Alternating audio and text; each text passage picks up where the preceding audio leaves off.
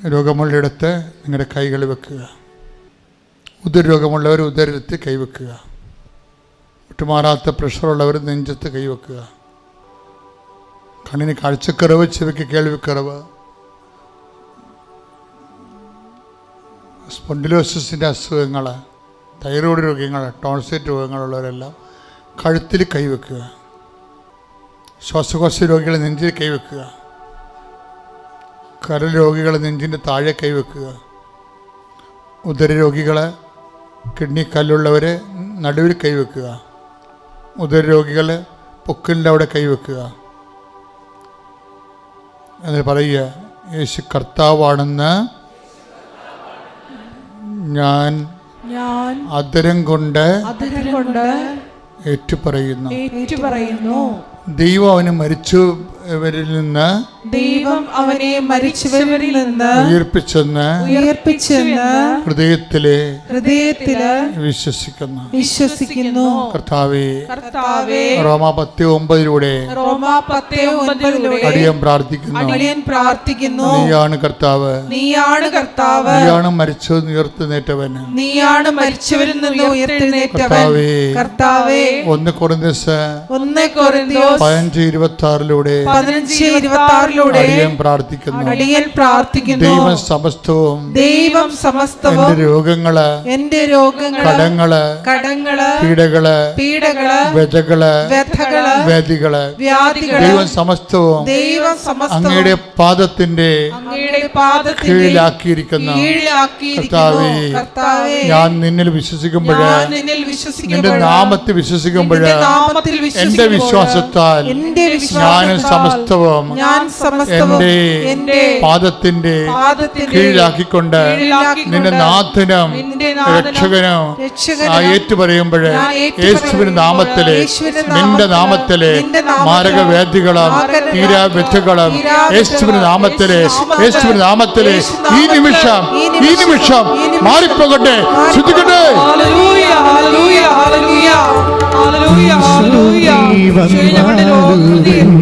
നന്ദി പറയുന്നു.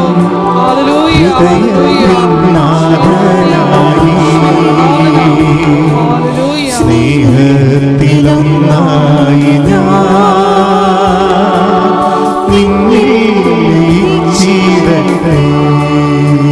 പരിശുദ്ധ പരമദിവ്യകാരുണ്യത്തിന് നേരവും ആരാധനയും സ്തുതിയും പുകഴ്ചയും ഉണ്ടായിരിക്കട്ടെ. അച്ഛനോട് ചേർന്ന് പ്രാർത്ഥി. കർത്താവായ ദൈവമേ, ജോലിയില്ലാത്തവരെ, വീടില്ലാത്തവരെ, വിവാഹം ഒത്തുവരാത്തവരെ, മക്കൾ ഇല്ലാത്തവരെ, വിദ്യാഭ്യാസ മേഖലകളിലെ പലതരത്തിലുള്ള പ്രയാസങ്ങളും തടസ്സങ്ങളും അനുഭവിക്കുന്നവരെ, അമ്മേ, പരിശുദ്ധ അമ്മേ, മാതാവേ, ഈ നിമിഷം അവർക്കെല്ലാം മാധ്യസ്ഥം വഹിക്കണമേ. കടങ്ങള്, ജപ്തി നടപടികള്, പലതരത്തിലുള്ള വഴക്കുകള്, ഭിന്നതകള്, കേസുകള് ഈ നിമിഷം പരിശുദ്ധ അമ്മയുടെ മാധ്യസ്ഥതയിലെ യേശുവിന്റെ നാമത്തിൽ സമർപ്പിക്കുന്ന ശ്രദ്ധിക്കട്ടെ. Hallelujah, hallelujah, hallelujah. ഉടമ്പടി വിഷയങ്ങളെ ഏറ്റെടുക്കണമേ എന്ന് പ്രാർത്ഥിക്കുന്നു.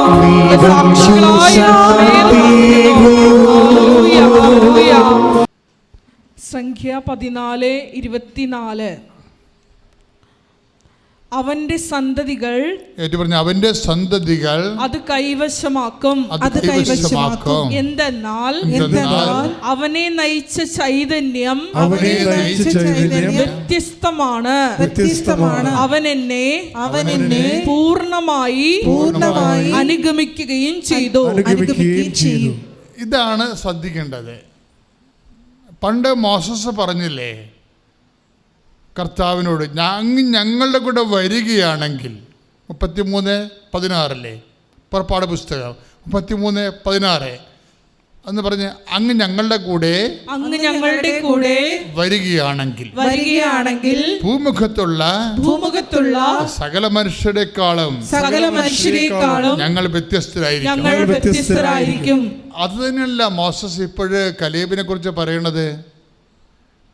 മറ്റാരെയും അന്ന് ഉറ്റുനോക്കാൻ പോയപ്പോഴേ വെറസലിൽ വീണ ആൾക്കാരെ ആർക്കും അവകാശം കൊടുത്തില്ല. സ്വന്തം മെരിറ്റിൽ ആശ്രയിച്ചവർക്ക് അവകാശമില്ല. ഉടമ്പടി വർക്ക് ചെയ്യണത് not by merit but by grace.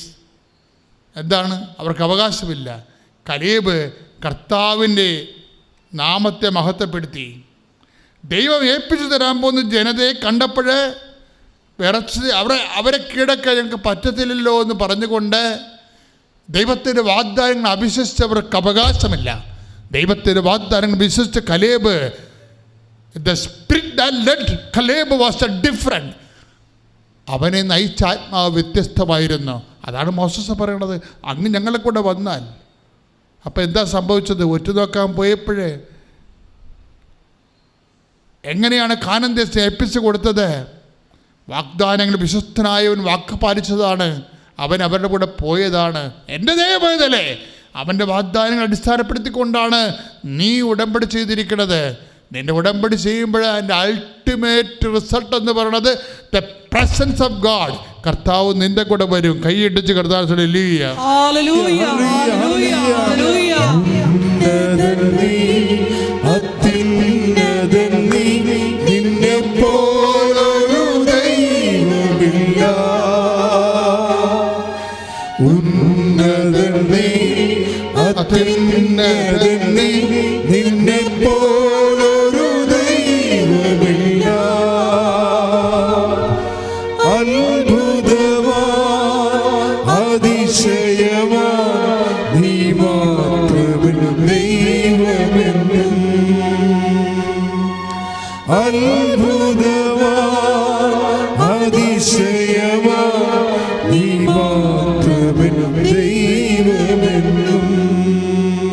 പരിശുദ്ധ പരമ ദിവ്യകാരുണ്യത്തിന് ആരാധനയും സ്തുതിയും പുകഴ്ചയും ഉണ്ടായിരിക്കട്ടെ. അമ്മേ പരിശുദ്ധ അമ്മേ, അമ്മേ പരിശുദ്ധ അമ്മേ, ദൈവമാതാവേ, ദൈവമാതാവേ, കൃപാസനത്തിലൂടെ ഞങ്ങൾക്കും ഞങ്ങളുടെ ദേശത്തിനും അമ്മ മധ്യസ്ഥം തേടി തന്ന എല്ലാ അനുഗ്രഹങ്ങൾക്കും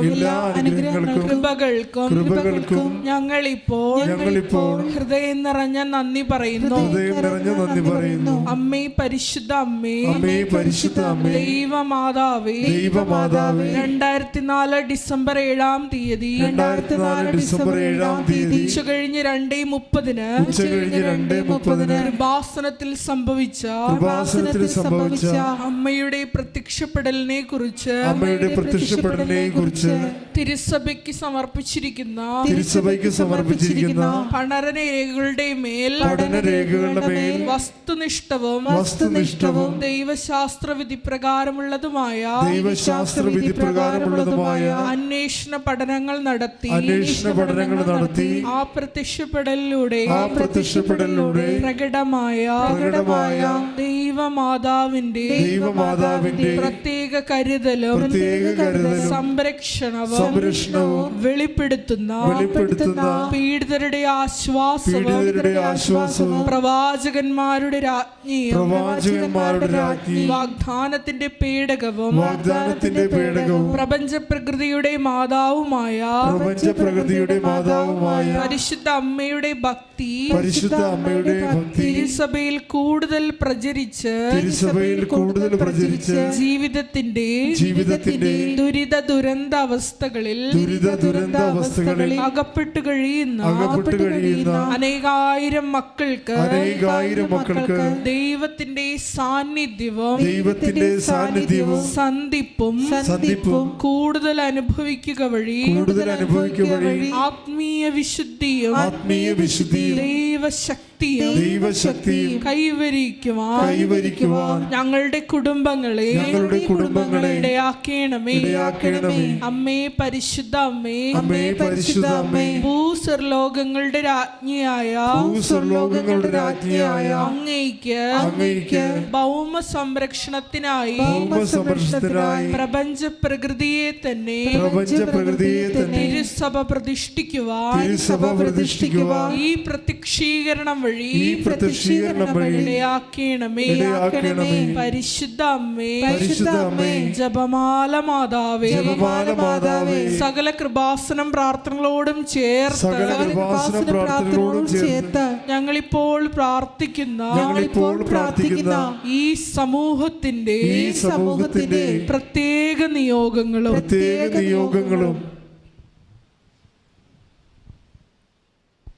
അമ്മയുടെ പ്രത്യക്ഷീകരണത്തിന്റെ ഈ അനുഗ്രഹവേളയിൽ ഞങ്ങൾക്ക് സാധിച്ചു തരുവാൻ കനിയണമേ.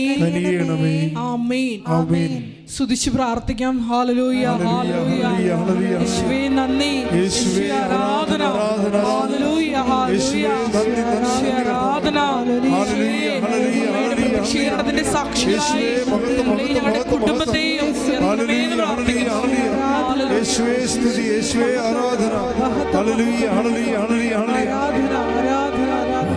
ആരാധ്യൻ യേശുവരാ, വണങ്ങുന്നു ഞാൻ പ്രിയനേ. തേജസ്സേഴും നിൻ മുഖമിൻ ഹൃദയത്തിനാനന്ദമേ.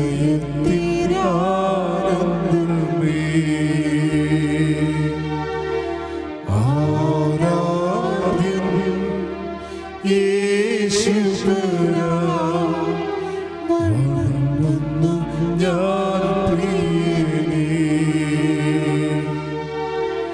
തേജസ്സേഴും നിൻ മുഖമിൻ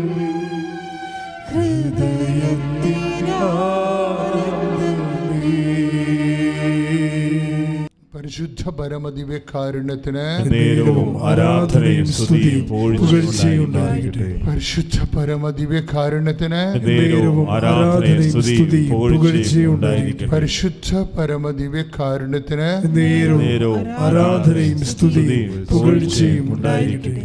പ്രിയപ്പെട്ടവരെ, ഇതൊരു ഉടമ്പടി സാക്ഷരതാ ധ്യാനമാണ്. ഉടമ്പടി എടുത്തിട്ടുള്ള ആയിരക്കണക്കിന് മനുഷ്യർക്ക്, സഹോദരങ്ങൾക്ക്, അതുപോലെ ഉടമ്പടി എടുക്കണമെന്ന് ആഗ്രഹിച്ചുകൊണ്ട് ഈ ധ്യാനത്തിലേക്ക് ഓൺലൈനായി കൂടുന്ന സഹോദരങ്ങൾക്കും ഉടമ്പടിയിലൂടെ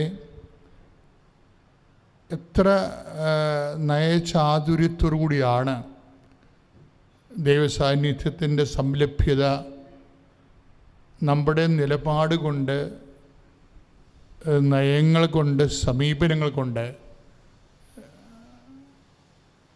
ലഭ്യമാക്കുന്നത് എന്നുള്ളതിൻ്റെ ഒരു നോഹൗ, അതിൻ്റെ ഒരു ജ്ഞാനസൂത്രമാണ് പലപ്പോഴും ഉടമ്പടി ധ്യാനത്തിലൂടെ കർത്താവിൻ്റെ കൃപയാൽ കൈമാറപ്പെടുന്നത്.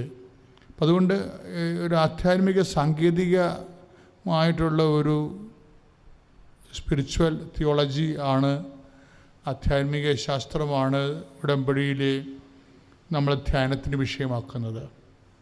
അതുകൊണ്ട് തന്നെ എങ്ങനെ ഉടമ്പടിയിലെ വിഷയങ്ങൾ നമുക്ക് സമയബന്ധിതമായിട്ട് അതിന് സാക്ഷികളായി, അത് നേടി സാക്ഷികളായി മാറാൻ പറ്റും, അതാണ് ഉടമ്പടി ധ്യാനം അന്വേഷിക്കുന്ന ഒരു പ്രധാനപ്പെട്ട കാരണം.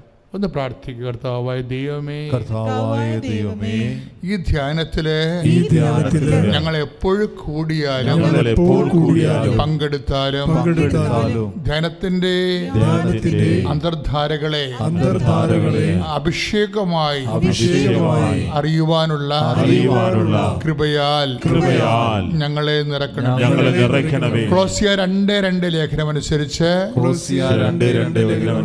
കർത്താവേ, കർത്താവേ, ക്രിസ്തുവാകുന്ന രഹസ്യത്തെ ഞങ്ങൾക്ക് ലളിതമായി ആത്മാവേ പരിശുദ്ധാത്മാവേ ഞങ്ങൾക്ക് മനസ്സിലാക്കി തരണമേ.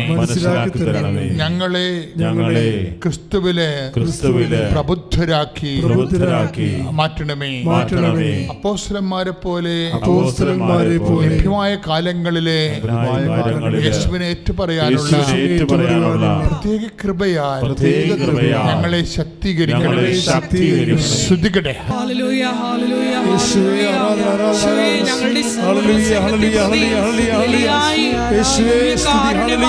ഞങ്ങളോട് വസിക്കുന്നത് ഞങ്ങൾ അങ്ങേ ആരാധിക്കുന്നു, നന്ദി പറയുന്നു, മഹത്വപ്പെടുത്തുന്നു. ഹല്ലേലൂയ, യേശുവേ നന്ദി, യേശുവേ ആരാധന. ഹല്ലേലൂയ.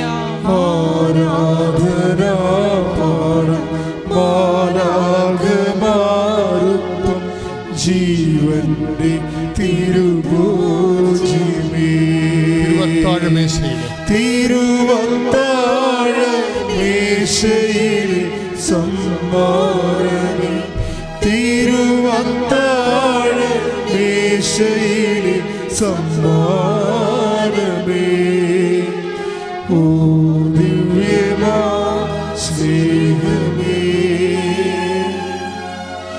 ഓ ദിവ്യകാരുണ്യമേ, ഓ ദിവ്യമാ ശ്രീഹമേ, ഓ ദിവ്യകാരുണ്യമേ. ഉടമ്പടിയിൽ എനിക്കെന്തെങ്കിലും കുറവുകൾ വന്നിട്ടുണ്ടെങ്കിൽ എനിക്ക് കുറവുകളുണ്ട്, എന്നാൽ കൂടിയും ദൈവം എനിക്ക് ഒരുപാട് അനുഗ്രഹങ്ങൾ തന്നു. അമ്മ മാതാവിനും അങ്ങേ തിരുക്കുമാരനും 1000 നന്ദി പറയുന്നു. പിന്നെ ഞാൻ ഒരു കാര്യം കൂടെ പറയാനായിട്ട്, ഞാൻ ആദ്യം ഉടമ്പടി വെച്ചപ്പോഴെല്ലാം എൻ്റെ നിയോഗങ്ങളായിരുന്നു വെച്ചത്. രണ്ടാമത് ഉടമ്പടി വെച്ചപ്പം ആദ്യം എന്നെ എൻ്റെ കുടുംബത്തെയും കൂടുതലായിട്ട് വിശ്വാസത്തിൽ നടത്തണമെന്നാണ് ഞാൻ അതിൽ വെച്ചത്. ഇപ്പം ഉടമ്പടി എടുത്തതിന് ശേഷം എനിക്ക് കൃത്യമായിട്ട് കുടുംബ പ്രാർത്ഥന ചെല്ലാൻ പറ്റുന്നുണ്ട്. ഞാൻ അധികം ബൈബിൾ വായിക്കുന്ന ആളൊന്നും അല്ലായിരുന്നു. ഇപ്പോൾ എനിക്ക് കൂടുതലായിട്ട് ഞാൻ ബൈബിൾ വായിക്കും. കൃത്യമായിട്ട് 1/2 മണിക്കൂർ ബൈബിൾ വായിക്കേണ്ടതുകൊണ്ട് ഞാൻ അങ്ങനെ ബൈബിൾ വായിക്കും. കുറേ കാര്യങ്ങൾ ബൈബിളിൽ എനിക്ക് അപ്പോഴാണ് അതിൻ്റെ പ്രാധാന്യമൊക്കെ എനിക്ക് മനസ്സിലാകാൻ തുടങ്ങിയത്. അപ്പോൾ എൻ്റെ ഹസ്ബൻഡിനും ഇതുപോലെ ഇത്രയും വിശ്വാസമൊന്നും ഇല്ലായിരുന്നു. ആദ്യമൊന്നും കൃപാസനത്തിൽ വരുന്നതിനോടൊന്നും വലിയ അഭിപ്രായമൊന്നും ഇല്ലായിരുന്നു. പക്ഷേ ഇപ്പം ഞാൻ ആരോടെങ്കിലും മാതാവിനെ പറ്റിയൊക്കെ സംസാരിക്കുമ്പം പുള്ളി എൻ്റെ കൂടെ ഒപ്പം അതുപോലെ തന്നെ സംസാരിക്കും. അതുപോലെ പത്രം കൊടുക്കുന്ന കാര്യമൊക്കെ എല്ലാം. അപ്പം ഞങ്ങളുടെ വീട്ടിൽ ദൈവവിശ്വാസം കൂടെ അത്രയും വളർന്നു. അപ്പോൾ അത്രയും അനുഗ്രഹങ്ങൾ തന്ന അമ്മ മാതാവിന് 1000 നന്ദി പറയുന്നു. എനിക്കിവിടെ ഇങ്ങനെ നിന്ന് സാക്ഷ്യം പറയാൻ അമ്മ അനുഗ്രഹം തന്നതിന് 1000 നന്ദി. ജിജിൻ നരിക്കുഴിയിൽ ചാക്കോ, മലമ്പുഴയിൽ നിന്ന് വരുന്നു. ഞാൻ നേഴ്സാണ്. ഞാൻ ഇറാഖിലായിരുന്നു വർക്ക് ചെയ്തുകൊണ്ടിരുന്നത്. കഴിഞ്ഞ 1 വർഷത്തിന് മുന്നേ ഞാൻ ഹെൽത്ത് കെയർ വിസയ്ക്ക് വേണ്ടി അപ്ലൈ ചെയ്തിരുന്നു. അതിൻ പ്രകാരം ഞാൻ നാട്ടിലെത്തി. അപ്ലൈ ചെയ്തതിൻ്റെ ശേഷം 6 മാസത്തിന് ശേഷമാണ് ഇൻ്റർവ്യൂ നടന്നത്. അതിനുശേഷം വിസയ്ക്ക് വേണ്ടി അപ്ലൈ ചെയ്യുകയും വർക്ക് പെർമിറ്റിന് അപ്ലൈ ചെയ്യുകയൊക്കെ ചെയ്തു. പക്ഷേ ഇതൊന്നും നടക്കുന്നില്ല. അപ്ലൈ ചെയ്യുന്നുണ്ടെങ്കിലും അതിൽ നിന്ന് റിപ്ലൈയോ മറുപടികളോ അങ്ങനെയുള്ള കാര്യങ്ങളൊന്നും റിക്രൂട്ട്മെൻറ്റ് ഭാഗത്തുനിന്നോ ഇല്ലെങ്കിൽ എംപ്ലോയറുടെ ഭാഗത്തുനിന്നൊന്നും നടക്കുന്നുണ്ടായില്ല. അങ്ങനെ ഇരിക്കെ ഒരു ദിവസം എൻ്റെ അടുത്ത് എൻ്റെ പപ്പ പറഞ്ഞു, ജിജിൻ ഒന്ന് പോയി കൃപാസനത്തിൽ പോയി മാതാവിനോടൊരു ഉടമ്പടി ചെയ്യണ. പത്രത്തിൽ അങ്ങനെ വായിച്ചു. അതും പ്രകാരം ഞാൻ ഇവിടെ വന്നു. കഴിഞ്ഞ 23-ാം തീയതി ഫെബ്രുവരി വന്ന് ഉടമ്പടി എടുത്തു. പിറ്റേ ദിവസം തന്നെ വർക്ക് പെർമിറ്റിൻ്റെ കാര്യങ്ങൾ റെഡിയായി കിട്ടി. അത് ശേഷം 1 മാസം തികഞ്ഞില്ല, അയർലൻഡിലോട്ടുള്ള വർക്ക് പെർമിറ്റ് റെഡിയായി ഇരിക്കുകയാണ്. ഇതെല്ലാം ചെയ്തത് ഞാൻ എൻ്റെ ഒരു മഹിമയും കൊണ്ടല്ല. ഇത് ഞാൻ മാതാവിനോട് എല്ലാ ദിവസവും ഇവിടെ വന്ന് പ്രാർത്ഥിക്കണമെന്ന് പറഞ്ഞ രീതിയിൽ തൈലം ഉപയോഗിച്ച് പ്രാർത്ഥിക്കുകയും രാവിലെ ഉള്ള പ്രാർത്ഥനകൾ തിരിതെളിച്ചുള്ള പ്രാർത്ഥനകൾ ചെയ്യുകയും അതിനുശേഷം കുർബാനയ്ക്ക് പോകാനും മറ്റുള്ള കൂട്ടുകാരെയും എല്ലാം മറ്റുള്ളവരോട് പറയുകയും അതിൻ പ്രകാരം അവരും കൂടി എത്ര സന്തോഷമായിരുന്നെന്ന് പറയാൻ പറ്റിയല്ല. ഒരു അനവധി ആൾക്കാർ എൻ്റെ വാക്കുകൾ കേട്ട്, ഞാൻ പ്രതീക്ഷിക്കാത്ത ആൾക്കാർ വരെ പറഞ്ഞിട്ട് എൻ്റെ സുഹൃത്തുക്കൾ പള്ളിയിൽ വരാൻ തുടങ്ങി. അതേപോലെ ബൈബിൾ വായിക്കാനായിട്ട് എനിക്ക് പ്രചോദനം ഉണ്ടായി. ഞാൻ ഒത്തിരിയേറെ ബൈബിൾ വായിക്കാൻ തുടങ്ങി. അതേപോലെ ഞാൻ ഓൾഡ് ഏജ് ഹോം വിസിറ്റ് ചെയ്തു. അതിനുശേഷം ഞാൻ രണ്ടുപേരെ സഹായിച്ചു. ഇതെല്ലാം മാതാവിൻ്റെ നിയോഗത്തിനായിട്ട്, ഇതെല്ലാം ഞാൻ ഇങ്ങനെ വന്ന് സാക്ഷ്യപ്പെടുത്തിക്കൊള്ളാം, എൻ്റെ കാര്യങ്ങൾ നടന്നു കിട്ടിക്കഴിഞ്ഞാൽ എന്ന് പറഞ്ഞ് ഞാൻ എല്ലാം ചെയ്തത്. വരുന്ന ഒരു 10 ദിവസം 12 ദിവസത്തിനുള്ളിൽ ഞാൻ അയർലൻഡിലോട്ടുള്ള എനിക്ക് ടിക്കറ്റ് റെഡിയാവും. അതിനോടൊപ്പം ഞാൻ പോവുകയും ചെയ്യും. ഇത്ര ഒരു വർഷത്തിനിടയിൽ നടന്ന കാര്യങ്ങൾ വെച്ച് നോക്കുമ്പോൾ ഈ ഒരു മാസത്തിന് ശേഷം പെട്ടെന്ന് വളരെ വേഗതയിലായിരുന്നു മാതാവിൻ്റെ അടുത്ത് വന്ന് പ്രാർത്ഥിച്ചതിന് ശേഷം നടന്ന കാര്യങ്ങൾ. ഇതെനിക്ക് ചിന്തിക്കാൻ പോലും പറ്റുന്നതിന് അതീതമാണ്. അതേപോലെ എൻ്റെ മമ്മിക്ക് ആർത്രൈറ്റിസിന് മരുന്ന് വർഷങ്ങളായിട്ട് കഴിച്ചുകൊണ്ടിരിക്കുന്ന, കഴിഞ്ഞൊരു 6-7 മാസമായിട്ട് മമ്മിക്ക് വയറിന് ഭയങ്കര അസ്വസ്ഥതയാണ്. വയറിന് എന്ത് കഴിച്ചാലും, ഭക്ഷണം കഴിച്ചാലും, അതേപോലെ എന്താണെന്ന് അറിയത്തില്ല, അതിൻ്റെ കാരണങ്ങൾ ഡോക്ടേഴ്സിന് മനസ്സിലാകുന്നില്ല. എക്സ്പേർട്ടായിട്ടുള്ള ഗ്യാസ്ട്രോൻട്രോളജിസ്റ്റിനെയൊക്കെ പോയി കണ്ട് അവരോടൊക്കെ പറയുകയൊക്കെ ചെയ്തു. എനിക്കറിയാവുന്ന 2-3 ഡോക്ടേഴ്സുണ്ട്, അവരോട് സംസാരിച്ചു. എന്നിട്ട് ഒന്നും നടക്കുന്നില്ല. ഏതായാലും ഞാൻ അതും ഒരു നിയോഗമായിട്ട് ഇവിടെ സമർപ്പിച്ച് പ്രാർത്ഥിച്ചിരുന്നു. മാതാവ് അതിൽ വളരെ വേഗതയിൽ ഇടപെട്ടു. ഇവിടുന്ന് കൊണ്ടുപോയ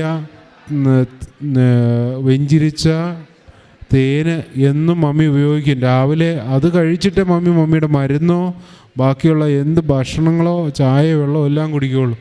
അതിനുശേഷം വളരെ വലിയൊരു റിസൾട്ടാണ് മമ്മിയുടെ ജീവിതത്തിലുണ്ടായത്. വയ്യാതിരുന്ന മമ്മി ഭക്ഷണം കഴിക്കാനായിട്ട് തുടങ്ങി. ഭക്ഷണം കഴിക്കുന്നതിന് പുറമെ വയറിനുണ്ടാകുന്ന അസ്വസ്ഥത അത് ഭൂരിഭാഗവും മാറി എന്ന് വേണം പറയാൻ. വല്ലപ്പോഴൊക്കെ ഇതുപോലെ വേദന വരുന്ന ഉടനെ മമ്മി തേനെടുത്ത് കഴിക്കും, 2 തുള്ളി കഴിക്കുന്നു, അതോടുകൂടി വേദന മാറുന്നു. ഇങ്ങനെ വലിയൊരു അനുഗ്രഹമാണ്.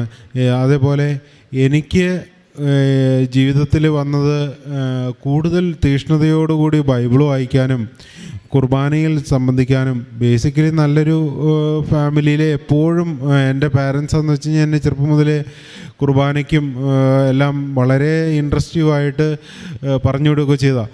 എങ്കിലും കുറച്ചും കൂടി നന്നായിട്ട് അതിലേക്ക് പ്രാർത്ഥനകളൊന്നും ഞാൻ കൃത്യമായിട്ട് എല്ലാ ദിവസവും ചൊല്ലിക്കൊണ്ടിരുന്ന ആളല്ല.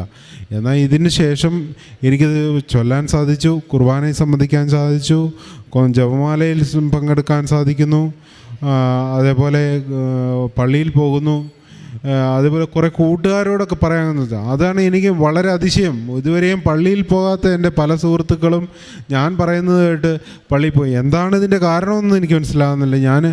ഇതൊക്കെ ഞാൻ ആലോചിച്ച് പ്രാർത്ഥിച്ചു നോക്കുമ്പോൾ എനിക്ക് ഒരു ഉത്തരവേ കിട്ടാനുള്ളൂ. ഞാൻ ഇവിടെ അടുത്ത ഒരു മാസത്തിനിടയിൽ വന്ന കാര്യം കൃപാസനത്തിൽ വന്നു. ഇതൊരൊറ്റ കാര്യം എൻ്റെ പപ്പ പറയുന്നത് കേട്ടിട്ട് ഞാൻ വന്നതാണ്. വേറൊരു വാക്കുകൾ കൊണ്ടും എനിക്ക് ഇത് വർണ്ണിക്കാനില്ല. മാതാവിനും ഈശോയ്ക്കും ഒത്തിരിയേറെ അനുഗ്രഹങ്ങൾ തന്ന ഈശോയ്ക്കും മാതാവിനും 1000 നന്ദി സമർപ്പിക്കുന്നു. അതേപോലെ എനിക്ക് പത്രം കൊടുക്കാനായിട്ട് സാധിച്ചു. പല ആൾക്കാരും മേടിക്കത്തില്ല എന്ന് പോലും തോന്നിയിരുന്നു. ആ വ്യക്തികൾ എന്നിൽ നിന്ന് അത് വളരെ സന്തോഷത്തോടുകൂടിയാണ് മേടിക്കുന്നത്. എന്നെ കളിയാക്കുമെന്ന് പ്രതീക്ഷിച്ച് ഞാൻ കൊടുത്ത അങ്ങനെ ഒരു സമൂഹത്തിനിടയിൽ എനിക്കിറങ്ങുമ്പോൾ ഒരു മനസ്സിനൊരു തോന്നലുണ്ട്. പക്ഷേ അവർ പോലും ഒരു സന്തോഷത്തോടു കൂടി അത് സ്വീകരിച്ച് വാങ്ങിച്ച് വായിക്കാൻ തുടങ്ങി എന്നുള്ളത് എനിക്ക് ചിന്തിക്കാൻ പോലും പറ്റുന്നില്ല. അതിനപ്പുറത്തേക്കാണ്. അപ്പം ഇതെല്ലാം എൻ്റെ കഴിവോ ഒന്നുമല്ല, ദൈവമാണ് ഇതിലിടപെട്ടത്. അതേപോലെ എന്നെപ്പോലെ ഒത്തിരിയേറെ വിഷമിക്കുന്ന ആൾക്കാർ പറയുമ്പോൾ അവരോട് സ്നേഹത്തോടുകൂടി സംസാരിച്ച് ഇന്ന് ഇത് ശരിയാകും, മാതാവിനോടായിട്ട് ചെന്ന് പറഞ്ഞ് പ്രാർത്ഥിച്ചു കഴിഞ്ഞാൽ അതെല്ലാം നടക്കുമെന്ന് പറയാനായിട്ട് എനിക്ക് സാധിക്കുന്നുണ്ട്. അതിനുള്ളൊരു ആത്മധൈര്യവും ഉത്സാഹവും ഒക്കെ എനിക്ക് സാധിച്ചു. ഒത്തിരിയേറെ ആൾക്കാരോട് ഞാൻ പറഞ്ഞു, സബ്സ്ക്രൈബ് ചെയ്യുന്നുണ്ട്, പലരും വീഡിയോ കാണുന്നുണ്ട്, പലരോടും വീഡിയോ ഷെയർ ചെയ്യുന്നുണ്ട്. ഇതെല്ലാം ദൈവം എനിക്ക് തന്ന അനുഗ്രഹമാണെന്ന് ഞാൻ വിശ്വസിക്കുന്നു. ഇനി പല നിയോഗങ്ങളും ഞാൻ സമർപ്പിച്ച് പ്രാർത്ഥിച്ചിട്ടുണ്ട്. അതെല്ലാം ഇനിയും സാധിച്ചു കിട്ടും എന്നുള്ള പ്രതീക്ഷയിൽ, ഇനിയും അത് സാധിച്ചു കിട്ടുമ്പോൾ ഇനിയും വന്ന് സാക്ഷ്യം പറയാമെന്നുള്ള പ്രതീക്ഷയിൽ ഞാൻ ഇരിക്കുന്നു. വരുന്ന 10-15 ദിവസത്തിനുള്ളിൽ എനിക്ക് പോകാനായിട്ട് സാധിക്കും. അതിനുവേണ്ടി മാതാവിനോട് പ്രാർത്ഥിച്ചുകൊണ്ട് നിർത്തുന്നു. ഈശോയ്ക്കും മാതാവിനും 1000 നന്ദി. Thank you. എൻ്റെ പേര് ലീന. ഞാൻ മംഗലാപുരത്തിൽ നിന്ന് വരുന്നു. സമ്പ്യാടി ഓർത്തഡോക്സ് ഇടവകാംഗമാണ്. ഞാൻ 2020 മെയ് 30 എനിക്ക് കൃപാസനത്തിൻ്റെ ഉടമ്പടി പ്രാർത്ഥന ചേച്ചി തരുന്നത്. അപ്പോൾ ഞാൻ 2 മാസം ഉടമ്പടി പ്രാർത്ഥിച്ചതിന് ശേഷം പരിശുദ്ധ അമ്മേനെ കണ്ടു. അതിനുശേഷം ഞാൻ ഓൺലൈൻ ഉടമ്പടി 2 പ്രാവശ്യം എടുത്തു. 2022 ജനുവരി 8 ഇവിടെ വന്ന് ഞാൻ ഉടമ്പടി എടുത്തു. അപ്പോഴൊക്കെ ഞാൻ എടുത്ത നിയോഗങ്ങൾ പരിശുദ്ധം എനിക്ക് സാധിച്ചു തരുമായിരുന്നു. അതിനുശേഷം 2 പ്രാവശ്യം ഞാൻ പുതുക്കി. ആഗസ്റ്റ് മാസത്തിൽ എനിക്ക് പെട്ടെന്നൊരു തലകറക്കം വന്നു. അതിനുശേഷം രാത്രിയിലൊക്കെ തലകറക്കം വരുമ്പോൾ ഹോസ്പിറ്റലിൽ കൊണ്ട് അഡ്മിറ്റ് ആക്കുമായിരുന്നു. അപ്പോൾ ഗ്ലൂക്കോസ് ഇട്ടിട്ട് ഞാൻ തിരിച്ചു വരുമായിരുന്നു. അതിന് അങ്ങനെ പെട്ടെന്ന് എപ്പോഴും വരുമ്പം അങ്ങനെ ഉജ്ര ഹോസ്പിറ്റലിൽ കാണിച്ചു. ഉജ്ര ഹോസ്പിറ്റലിൽ കാണിച്ചപ്പോൾ തൈറോയിഡിന് ടെസ്റ്റ് ചെയ്യാൻ പറഞ്ഞു. തൈറോയിഡിന് ടെസ്റ്റ് ചെയ്തപ്പോൾ അത് ബ്ലഡിലില്ല, സർജനെ കാണിക്കാൻ പറഞ്ഞു. സർജനെ കാണിച്ചപ്പോൾ ഈ ടെസ്റ്റ് ഇവിടെ ഇല്ല, മംഗലാപുരം വരാൻ പറഞ്ഞു. മംഗലാപുരത്ത് വന്നപ്പോൾ കാണച്ചീർ ഹോസ്പിറ്റലിൽ കാണിച്ചു. കാണച്ചീർ ഹോസ്പിറ്റലിൽ കാണിച്ചപ്പോൾ ഡോക്ടർ പറഞ്ഞു സ്കാനിങ് ചെയ്തു. അതിന് ബയോപ്സിക്ക് അയച്ചു. ബയോപ്സിക്ക് അയച്ചപ്പോൾ ആ റിപ്പോർട്ട് വന്നു. അന്നേരം പിന്നെ അവിടുന്ന് ഞങ്ങൾ പിന്നെ ഹത്താവൂർ KMCയിൽ കാണിച്ചു. ഹത്താവൂർ KMCയിൽ ദേവപ്രസാദ് എന്ന ഡോക്ടറെയാണ് കാണിച്ചത്. അന്നേരം ആ ഡോക്ടർ സ്കാനിങ് ചെയ്തു. പിന്നെ ബയോപ്സിക്ക് വേണ്ടി ഇട്ടു. അപ്പോൾ ആ ബയോപ്സിയുടെ റിപ്പോർട്ട് 10 ദിവസം കഴിഞ്ഞ് വന്നു. 10 ദിവസം കഴിഞ്ഞപ്പോൾ ആ സ്കാനിങ് റിപ്പോർട്ട് അത് തൈറോയിഡിലെ ഹൈപ്പറാണ്, അത് 4 ഗ്ലാൻഡ് ഉണ്ടെന്ന് പറഞ്ഞു. എന്നിട്ട് അത്